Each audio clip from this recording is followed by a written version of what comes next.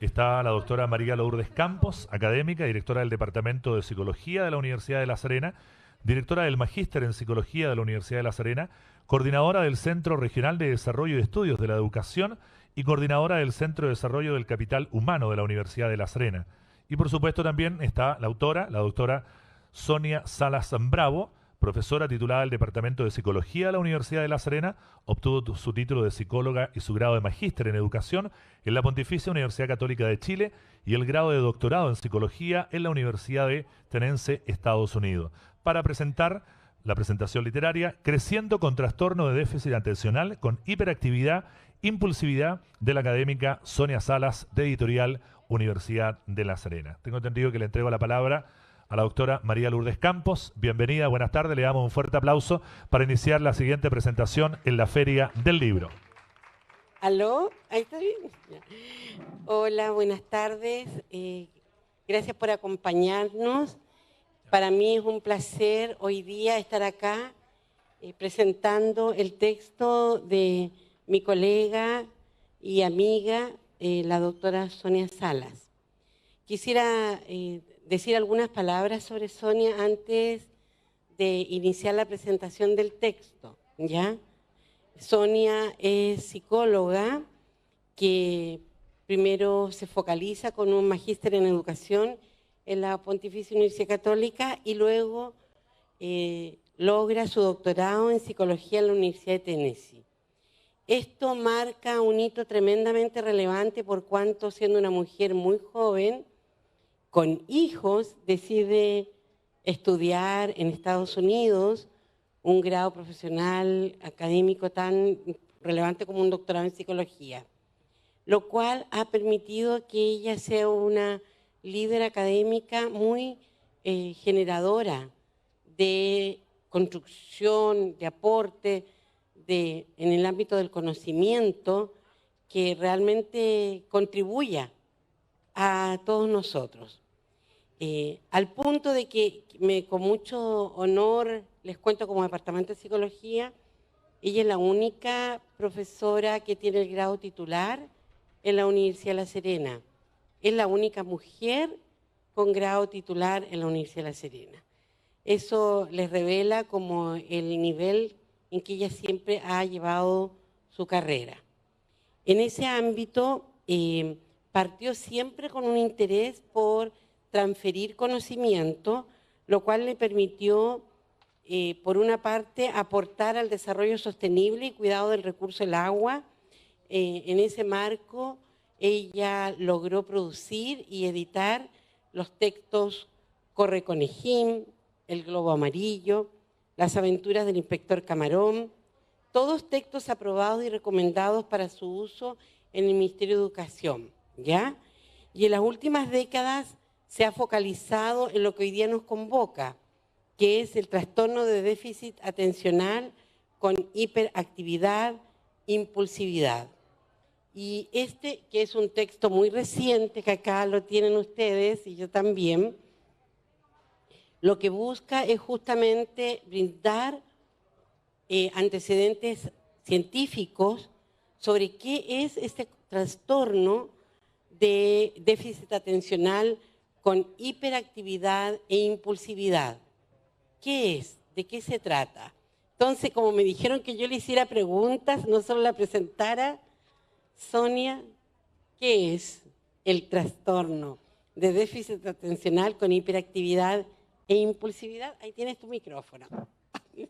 Voy a ser de periodista. Esta es una pregunta que forma parte de un concurso que nosotros pretendemos hacer. Vale decir, las personas que pudieran contestar qué piensan que es el trastorno de déficit atencional, pueden contestarlos en esa hojita que se está distribuyendo en este momento. Vamos a dar la definición un poquito después, cuando la gente lo haya llenado, en forma espontánea, sin consultar al rincón del vago, por favor, vale decir el Google, sino que lo que les suene a ustedes, de qué se trata esto que se llama así, tan extraño. Bueno, este constructo, la verdad, es que no sé si se llama o no se llama trastorno, algunos dicen que no existe incluso, Eh, Surgió de la experiencia personal en parte. Cuando uno es mamá y tiene un hijo, supone que sus hijos van a tener un desarrollo más o menos parecido a los otros niños que uno conoce. Van a sentarse a cierta edad, 6, 7 meses, 8 meses, van a andar entre 1 año, 2 meses, van a decir sus primeras palabras al año, en fin. Pero uno se va dando cuenta cuando los tiene que hay diferencias, que uno tiene que todos los hijos no son iguales, son distintos. En el caso particular mío, tuve un hijo que a los 5 meses se paraba, a los 10 andaba, al año corría y a los 4 años leía. Y a los 8 en la escuela tenía muchos problemas. O sea, muy hermoso aparentemente, muy bien desarrollado, muy precoz, pero a la larga, cuando se inserta en un sistema escolar con ciertas exigencias, empiezan los problemitas. Y eso me ocurrió a mí, y con mucho esfuerzo, y también hago aquí ejemplo a mi colega, que también tuvo un caso semejante, me obligó a pensar cómo se podía ayudar a estos niños. Y teniendo y recibiendo en mi consulta muchas mamás, me preguntaban, ¿qué pasa con estos niños? Si es tan inteligente, se le ocurren cosas, es creativo, es espontáneo, no es apocado. Si lo mandan que vaya a entrevistar a una persona X, él va sin problema. Parece no cansarse, pero siempre en la escuela la profesora me dice, parece que tiene un trastorno, tiene que llevarlo para hacer un diagnóstico. Entonces, ese tipo de preguntas me hizo pensar que como psicóloga debemos procurar hacer felices a los demás. No solo a ese niño que está sufriendo, porque sus compañeros lo rechazan, porque no lo invitan a fiesta, porque generalmente la profesora lo marca como con una conducta perturbadora. Entonces, como una manera de enriquecer esta situación, de ayudar a este grupo de niños, ayudar a sus madres. Las madres son verdaderas gerentes del trastorno. Yo tengo otro texto que les digo, madre gerente del déficit atencional, porque es la mamá la que recibe la queja de la profesora. Este niño está haciendo problemas, tiene que llevarlo a diagnosticar. Se tiene que conseguir hora en los CEFAM, en los lugares correspondientes, para que tengan la bondad de darle una hora para que lo evalúen. Una vez que lo evalúen, el médico le dice, le vamos a dar un remedio. Ahí mismo es un problema más grande aún. Llega a la casa y cuenta, lo llevé al doctor y el doctor dijo que tenemos que darle este remedio, aquí tengo la receta. Toda la familia opina. Los abuelos dicen, pero si mi nieto no está loco, no es un enfermo, ¿por qué le van a dar remedio? La mamá tiene que acomodarse a las condiciones. Va donde el CEFAM y le dicen, señora, tenemos el remedio, pero en este momento no tenemos stock. Mejor que le pida al doctor que le dé una receta y usted la compra por su cuenta. El remedio le está costando 40.000 pesos a la mamá. Y la mamá tiene que decidir si compra el remedio o compra el balón de gas que necesita para cocinar. Entonces la mamá anda como si fuese un circense en una cuerda floja, en que tiene que acomodar todo el sistema y sacar adelante la situación. A todo esto el niño muchas veces no sabe qué es lo que está pasando. A medida que va creciendo, los adolescentes que hemos trabajado y entrevistado nos dicen, yo creo que esto es como un resfrío, pero tiene problemas. ¿Qué va a hacer después? En el establecimiento escolar les cuesta salir adelante, porque de repente les va muy bien y de repente se le olvida todo, dejan los textos en la casa, no cumple con las exigencias, entonces le ponen un 3. Entonces oscila en rendimiento, sube y baja. Ese es un problema serio.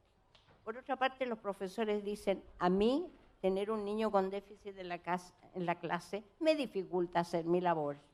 No puedo funcionar bien. Él está gritando, se para, pisa las cosas, tropieza y no se da cuenta de lo que ha hecho. En fin, cuando tengo 45 niños en la sala de clase, tengo que buscar una solución. Y eso es lo que me motivó a sistematizar y ordenar todo lo que hoy se sabe acerca del déficit, porque además los profesores decían, me gustaría saber más.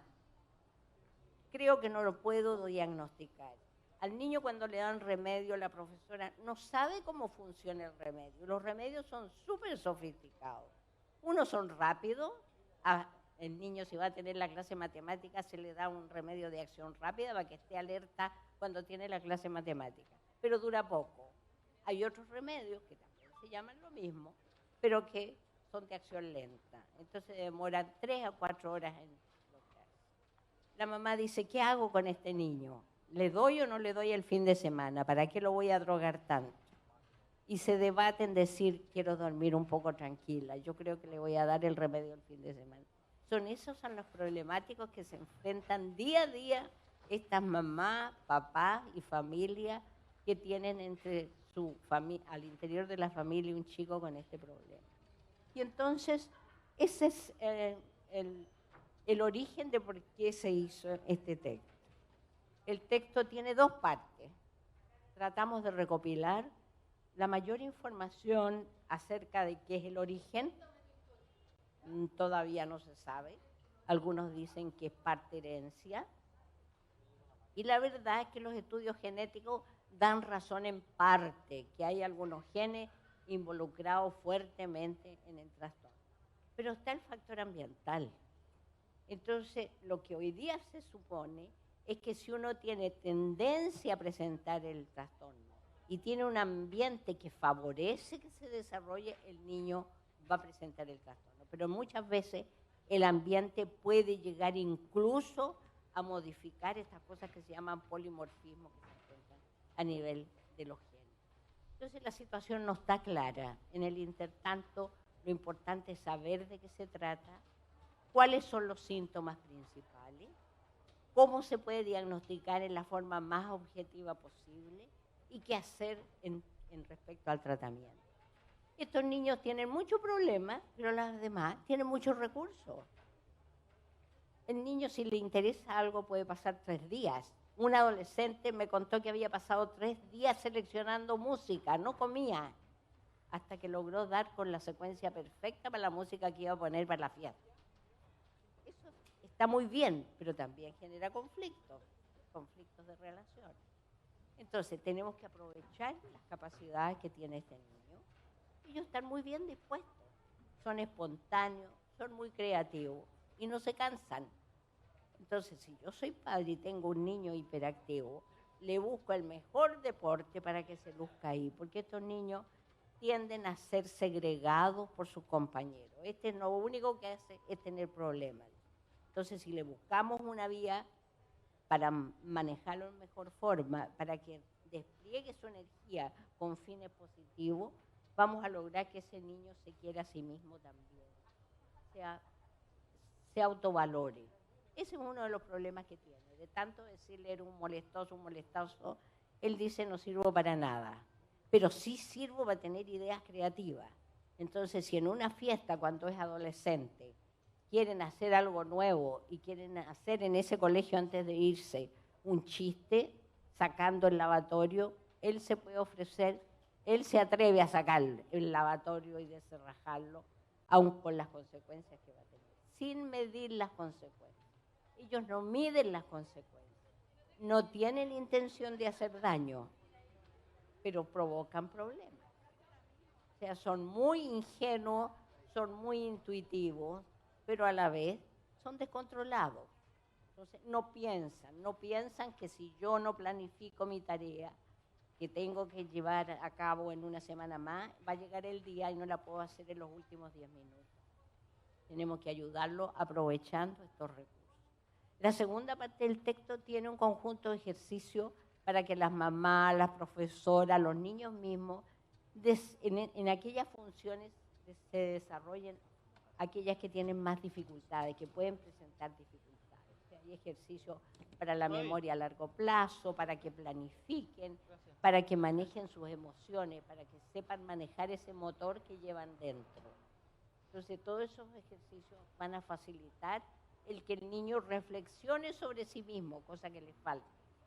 Ellos no piensan sobre sí mismos, y como no piensan sobre sí mismos, no piensan tampoco en el efecto que va a tener en las demás personas. Y los disturbios de relaciones, las quejas y otros. Entonces, conociendo de qué se trata el constructo o trastorno y dando las herramientas para trabajarla, creo que es un aporte para hacer que vivamos mejor. Esa es en el fondo mi idea.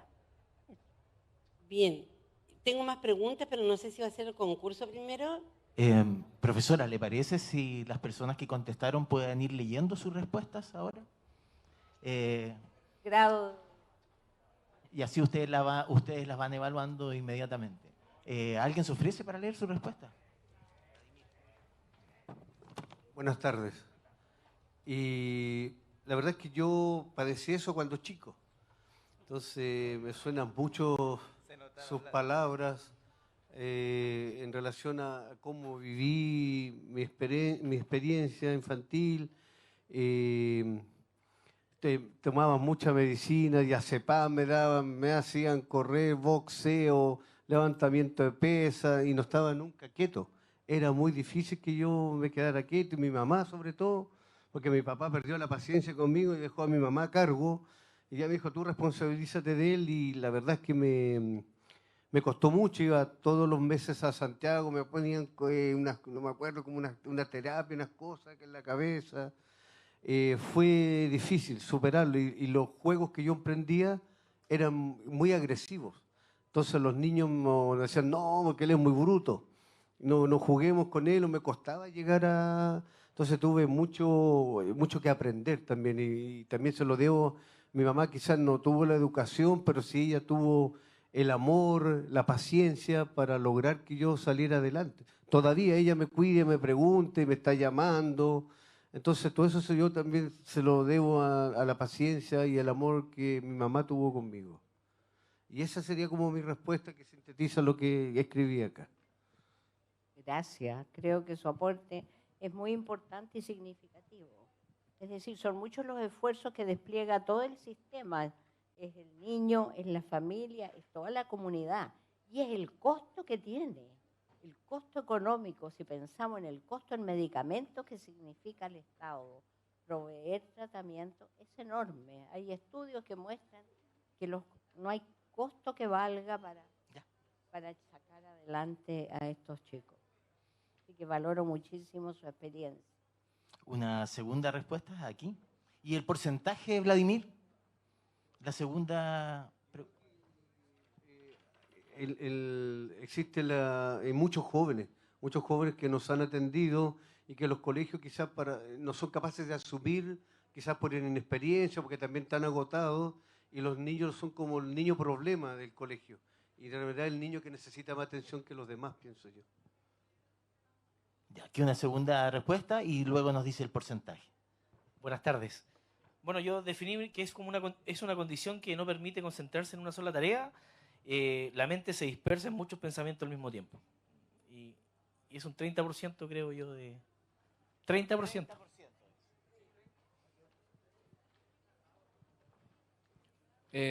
Buenas tardes. Así como el amigo, yo también fui diagnosticado con TDAH y bueno, a diferencia de él, yo creo que aún tengo esa condición y me enorgullece. Como respuesta ya puse condición neurológica que determina conductas que no se ajustan al sistema escolar en el contexto actual. O en otras palabras, condición de un sistema educativo que no se adapta a la neurodiversidad. ¿Y qué porcentaje? Yo puse que alrededor de un 50%, y deben haber muchas, también como decía el amigo, muchas infancias que no son diagnosticadas. Y eso. Muchas gracias. Buenas tardes, mi nombre es Constanza y yo creo que es una dificultad derivada de no poder prestar atención, distraerse con o por cualquier motivo, lo que hace que la persona que lo padezca trate de esforzarse más y querer más, lo que lo conlleva a una impulsividad.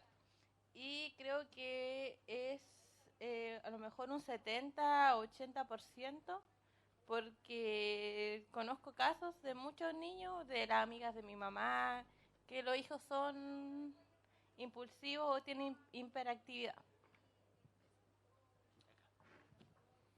Vamos con la siguiente respuestas. Yo puse que lo que conozco como trastorno de déficit atencional es una desconexión neuronal que dificulta el proceso de control de pensamiento que deberíamos realizar cotidianamente y también el control de las emociones. Por una conexión, al parecer, que algo nos choca ahí la electricidad del cerebro, pero sí que es controlable. Y en cuanto al porcentaje, ahí yo por lo menos hubiera agregado a la pregunta el porcentaje de diagnosticados, que creo que es muy distinto tal vez, como lo dijo la señorita recién, que el porcentaje que podemos ser en lo real. Yo creo que igual me ajusto al grupo de los que dicen que fueron considerados como con trastorno cuando eran pequeños. Creo que todavía no se me pasa, la diferencia es que a mí nadie me diagnosticó, nunca tomé ningún tipo de medicamento, pero sí puedo decirlo que el número de diagnósticos ha ido aumentando exponencialmente en los últimos años. No sé si por los factores, como usted decía, ambientales y de exceso de estímulos, con lo que viven hoy día los niños y los adolescentes, porque también ha aumentado, creo, en los adultos. Lo malo es que se diagnostica solamente a los niños que están en etapas escolares. ¿Alguien más quisiera leer sus respuestas, chiquillas?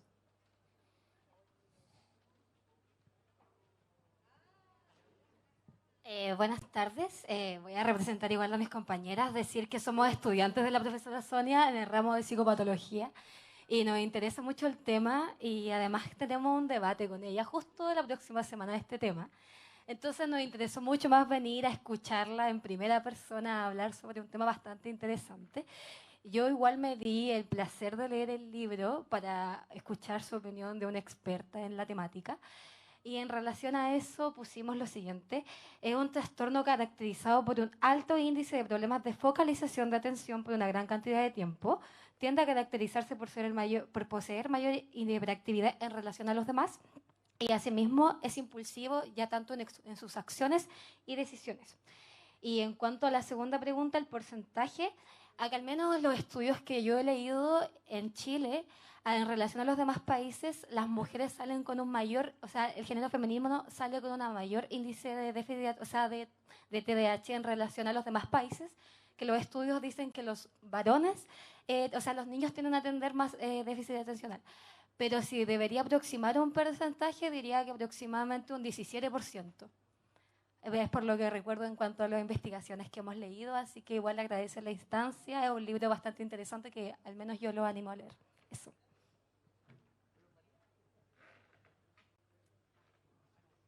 Yo solo quiero agregar que soy hermana de una persona diagnosticada con TDAH cuando tenía 8 años y vivió la expulsión de 4 colegios porque los profesores no tuvieron la capacidad de entender. Estaba comentando que yo soy hermana de una persona, es mi hermano menor, diagnosticado con TDAH. Lo cambiaron 4 veces de colegio porque fue expulsado. En esa época, vivíamos en Santiago, los profesores no estaban preparados para los niños hiperactivos y a él lo diagnosticaron y le dieron medicamentos y mi mamá decidió no darle los medicamentos porque sentía que le hacían peor de lo que se esperaba. Y finalmente costó mucho que terminase la enseñanza media porque cada cierto tiempo empezaba el problema de que tenía que presentarse mi mamá porque él no atendía a los condicionamientos que tienen los colegios, porque no le importaba poner atención o él no atendía en las pruebas y no hacía sus pruebas, a pesar de que terminó con promedio 6.5. Tuvo que pasar por 4 colegios. Entonces, como familia de un niño diagnosticado, es súper complejo el manejo. Admiro a las madres porque no todas las personas tienen la capacidad de enfrentar y sobrellevar en el ambiente familiar, sobre todo, lo que significa tener hiperactividad. Yo lo viví con mi hija, de pequeña también era muy inquieta, muy inquieta, y yo lloraba porque no sabía cómo manejarlo. Entonces, es un tema complejo y lamentablemente no todas las personas y no en todos los colegios están preparados para enfrentarlo.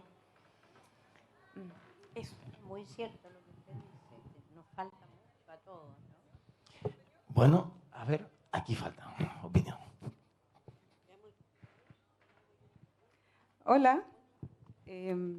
Quisiera quizás no definir, que ya todos lo han hecho de muy buena manera, de qué es el TDA, sino quizás enfocarme en las consecuencias que tienen para la construcción de la personalidad de un sujeto que no pueda quizás encajar en una sociedad neurotípica, ¿ya? Porque nos vemos en esta disyuntiva así de medicar o no medicar a un niño, ¿ya? Y las mamás reportan de que su hijo parece ser otro hijo.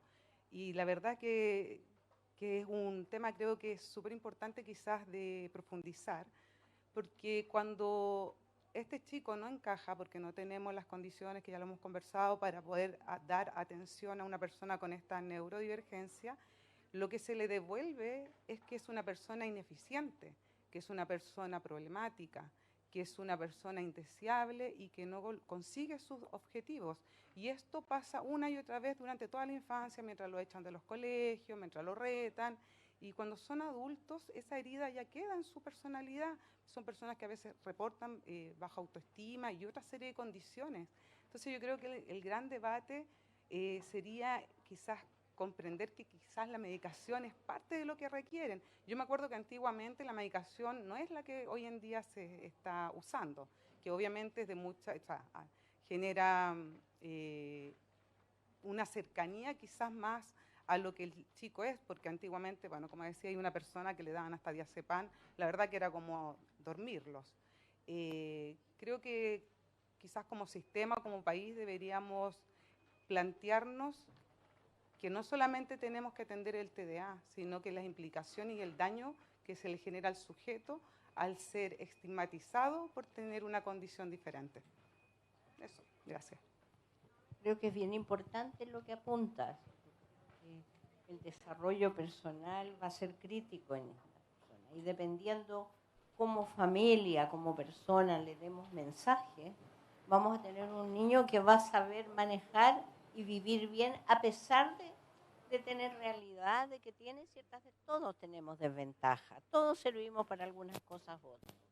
Pero en la medida que digamos que tenemos estas desventajas, pero también tenemos otros recursos, vamos a ir construyendo personas más sanas y felices consigo mismas. Así que yo creo que todos tienen la razón. Bueno, me dicen que debiera entonces decir en términos globales qué es lo que se ha considerado, lo que consideran las definiciones. Las definiciones oficiales consideran que es un patrón excesivo de inatención, o sea, el foco es un problema de atención, con patrones excesivos de hiperactividad o impulsividad. Pero el foco fundamental, la estructura mental, o sea, el área que estaría alterada sería la atención, y con ello se alteran todas las otras vías. La atención va a ser la base para memorizar, para reflexionar sobre mí mismo, para poder tener atención, para poder definir qué es lo más importante y qué es lo accesorio, para poder pensar en qué piensan los demás, cómo reaccionan frente a mí. Porque cuando uno interactúa con un otro, uno no solo está pensando en lo que le está diciendo, está dándose cuenta de que está reaccionando a lo que yo hago. Y mi reacción va a depender de cómo encuentre que la otra persona, el otro compañero, está diciendo. Todos esos son elementos de atención. Así que todos y cada uno han dado en el clavo, en el sentido... Ya, vamos a dar entonces... Profesora, en algún momento usted va a tener que decidir de dos de estas respuestas. Yo creo que habría que rifar. Yo creo que habría que rifar, porque todos, para mi gusto, tienen un elemento positivo, que saquen numerito y que se rife. Porque cada uno, la experiencia personal que dice el señor, sus vivencias históricas, lo que le pasó y las vivencias con sus hijos, con su familia, la opinión de personas que están interiorizadas y que les interesan los aspectos personales, todos tienen razón. Entonces, yo Voy a haría una retirar, rifa. voy a retirar las respuestas y al final de su presentación vamos a elegir dos al azar y vamos a regalar los libros. Yo dejé 2 libros, puse Sí, yo. no se preocupe. Ahora yo le quería también hacer una pregunta y que tiene que ver con 3 conceptos que se han mencionado, que tiene que ver con el trastorno, la condición y el déficit. No sé si eso a lo largo de la historia se ha ido modificando, cómo eso Trastorno, condición y déficit. A mí me gustaría, espera. Es que a mí me gustaría plantear al tiro mi inquietud, porque después cuesta como que a lo mejor podamos ir cerrando, pero quería plantear también algunos elementos. Bueno, primero que nada, quiero destacar 2 elementos fundamentales. Uno es el elemento del proceso de estudio sobre este trastorno. Sonia lleva muchos años en este proceso de definirlo, establecer la epidemiología, las estrategias diagnósticas, las estrategias de tratamiento, y esto ha sido un proceso de años de trabajo.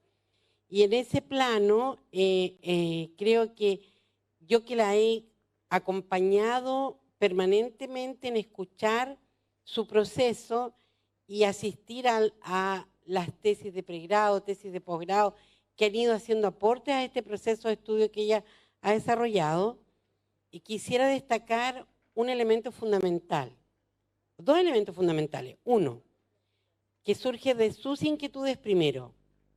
No todos los chicos impulsivos o hiperactivos tienen TDAH. Eso es definitivo. Hay muchos chicos que son impulsivos o son hiperactivos, pero no tienen TDAH. Eso es fundamental decirlo. Y esto que genera mucha confusión en padres, en familias y en escuelas. Y muchos chicos que sin TDAH, bien diagnosticados, son estigmatizados, como dijo aquí usted específicamente. La verdad es que no todos son TDAH.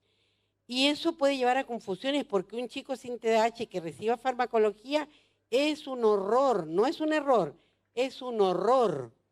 Solo debe recibir farmacología quien realmente tiene TDAH. Y también se puede, incluso aquel que tiene TDAH, compensar. Con respecto al primer punto de que muchos no tienen TDAH y son impulsivos o hiperactivos, está la situación de la falta de autocontrol, falta de autorregulación, falta de desarrollo de capacidades en el plano de la autodisciplina, por ausencia de los padres, por exceso de uso de las pantallas, por lo que quieran. Hay tantos factores que están incidiendo que muchos niños no están educando en su proceso de socialización la capacidad de autorregulación, control y autodisciplina. Y eso es algo sobre lo que hay que poner ojo. Otra cosa es tener TDAH, ¿ya? Con respecto al TDAH en sí mismo, yo soy madre de una hija con TDAH, que por eso también siempre la he acompañado en el proceso por interesada como mamá. Y he tomado todo lo que ella ha ido creando a favor de mi hija, ¿ya? En ese plano, quiero señalar que una parte del libro tiene un aspecto muy importante y significativo, muy valioso, que debemos transferirlo, que es el tema de cómo estimular, favorecer, desarrollar las funciones ejecutivas. Y dentro de las funciones ejecutivas, que son varias, de hecho, aquí Sonia va haciendo referencia a cada una de ellas. Voy a destacar, por ejemplo, atención, organización, planificación, iniciación, automonitoreo. Hay 2 sobre las que quiero detenerme, que es control inhibitorio y regulación emocional. ¿Y por qué me quiero detener aquí? Porque el TDAH, si no es bien tratado, genera una ansiedad no regulada. Y esa ansiedad no regulada, ese sentirse ansioso por dificultades con el control emocional y con el control inhibitorio, genera una sensación de angustia, que si no es bien llevada, va a generar dolor, no solo en la persona, en la familia también. Entonces, en ese plano, y esa era mi última inquietud y más sentida, yo quería que Sonia nos diera pistas, compartiera con ustedes específicamente cómo podemos acompañar una persona con TDAH que justamente sufre en su función ejecutiva del control emocional, y el control inhibitorio y la impulsividad misma la lleva a sentir ciertas dificultades con el manejo de su afectividad. Eso quería Sonia. Disculpe, pero es muy importante para mí centrar eso. Es importantísimo. Se supone que este aspecto emocional afecta mucho al que tiene TDAH y a su familia también. Hay expresiones en que algunos jóvenes y adultos dicen: cuando yo estaba en clase me venía un terror porque me daba cuenta que me adelantaba lo que el profesor decía, pero eso hacía que después no pudiese solucionar el problema de cálculo. Entonces, pensando en esta dificultad que tienen estos jóvenes, hay que planificar una serie de ejercicios para que él se conozca a sí mismo. Él se imagine, por ejemplo, hacer ejercicios cuando son más pequeños, como que son un gran globo y pueden sujetar ese globo en algún momento y distenderlo, disminuir, inflarlo y desinflarlo a voluntad. O sea, en el fondo lo que estamos haciendo es que tome conciencia de quién es, que es un problema esencial que ocurre en estos niños. El niño con TDAH piensa y hace, no filtra. Entonces tenemos que tratar de construir ese filtro. Y ese filtro, hay una serie de ejercicios, hay una técnica que se conoce y que ustedes a lo mejor la han oído nombrar, que es el mindfulness, el tener conciencia de sí mismo. El libro tiene un ejercicio en esa dimensión como para que se desarrollen actividades en que la persona se mire a sí mismo y aprenda a autocontrolarse. Porque al sujeto común y corriente piensa en cuáles son las consecuencias. Voy a hacer tal cosa. Estoy pasando una luz amarillo, estoy manejando y la luz se pone naranja o amarilla. Tengo que medir la consecuencia, paso o no paso. El con TDAH pasa, no piensa dos veces. Un sujeto normal dice paso, pero también piensa, ¿quién hay alrededor mío? Parece que hay un sujeto con un uniforme verde, mejor me detengo. Ese tipo de cosas jamás las va a hacer un chico con déficit atencional. Reacciona a la primera intuición. Entonces tenemos que enseñarlo a ese control. Y a enseñarle también, cuando son adultos, a sus parejas, que no pongan al joven, al adulto con TDAH, a que pague las cuentas, por ejemplo, que muchas veces las mamás, las esposas, las pololas dicen: ¿qué hago con mi pareja? Lo quiero tanto, pero le digo que pague las cuentas y se le olvida pagarlas y nos cortaron la luz, no tuvimos ese problema. Entonces, a la pareja también hay que enseñarle. Generalmente son las parejas las que van a consultar y decir, ¿qué puedo hacer con mi pareja porque tiene este problema? Hay que decirle que tiene que ella pensar cuáles cosas puede encomendarle, considerando sus capacidades, y cuáles otras no. Porque muchas veces nos cegamos nosotros y suponemos que la pareja va a poder hacerlo todo. No, tenemos que medir las consecuencias de que la persona tiene dificultades, y como lo queremos mucho por algo, son pareja, queremos continuar esta relación de pareja, tenemos que empezar a dividir las condiciones, a enseñarle tanto a él como a ella a cómo manejarlo. Porque si no, se genera un conflicto. La pareja le dice: eres un irresponsable, estamos viviendo juntos y tenemos este problema, o con los niños, con lo que fuere. No le voy a pedir que el niño, estando medio dormido, lo sujete mientras yo voy al baño siendo pareja. Prefiero que esté bien despierto y tenga plena conciencia que está despierto para pasarle el bebé en un momento. Si no, se le va a caer. Ahora, lo importante es como insistir en el punto de que es posible a través de estrategias, de metodologías, favorecer, como dijo recién usted, el tema de la estigmatización es un tema complejo, porque si la persona con TDAH genera un autoconcepto de ser una persona distinta, pero que eso la vuelve una persona disfuncional para el sistema, es muy negativo. Yo creo que ahí hay que trabajar mucho el concepto de la autoestima y un autoconcepto positivo. Y en ese plan una persona con TDAH es creativa, es inteligente, es realmente una persona con una energía inagotable, ¿ya? Y que puede resistir mucho más de lo que nosotros cualquiera puede resistir. Entonces tiene una cantidad de también miradas positivas que debemos hacérselas notar y puede utilizar toda esta energía positivamente y aportar al sistema, su creatividad, aportarla al sistema y ella buscar compensaciones con técnicas que la ayuden a llevar una vida que realmente sea una vida muy plena. Pero sí tenemos que acompañar. Es un trabajo, como dijo Sonia, sí. Hay que gerenciarlo, sí.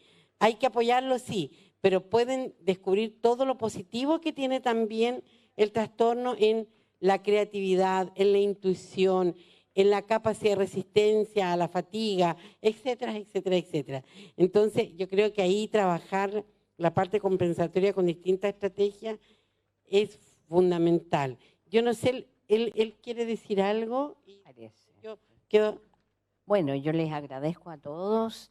Estamos dispuestos en la Universidad de La Serena a que nos consulten. Tenemos un equipo amplio de colegas que cada uno se ha dedicado a distintos aspectos que pueden ayudarle a servir a la comunidad para vivir mejor. Creo que ha sido interesante esta situación.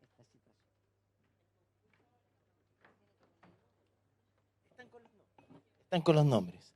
Ahí si usted quiere elegir dos de ellos, ¿sí? Bueno, yo por mientras decir que para la Dirección de Vinculación con el Medio y Extensión de la Universidad de La Serena y su área editorial, nos complace mucho volver a estar presente en ferias del libro con los contenidos de la editorial y poder hacer este vínculo, ¿no? Esta conversación que se ha producido hoy día. También señalar que el libro ha sido seleccionado por el concurso, lo voy a leer mejor para no equivocarme, y esto es una muy buena noticia, por el programa de adquisición de libros de autores chilenos para su distribución en bibliotecas públicas, convocatoria del 2022. Por lo tanto, una cantidad importante de ejemplares se van a distribuir en las bibliotecas públicas a lo largo de todo Chile para que pueda ser accesible a profesores, padres, madres, etc. ¿Eligió los dos ya, profesora?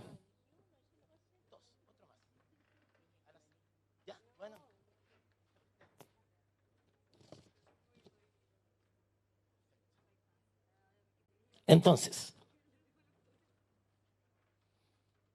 a ver, los ganadores serían, o ganadoras, sería Patricia, Patricia por un lado y Valentina Fruto y Valentina Fruto. No sé, profesora, si quiere hacer usted entrega tal vez de los libros, se los entrego yo como Pindi, digamos, como usted quiera. Y la foto respectiva. ¿Quiere usted subir? Sí, quédese ahí usted.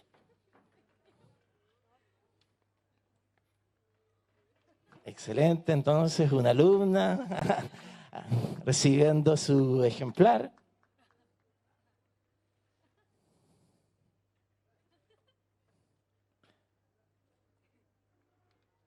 Y también Patricia, profesora, editora, así que queda en muy buenas manos para ser aplicado en el colegio.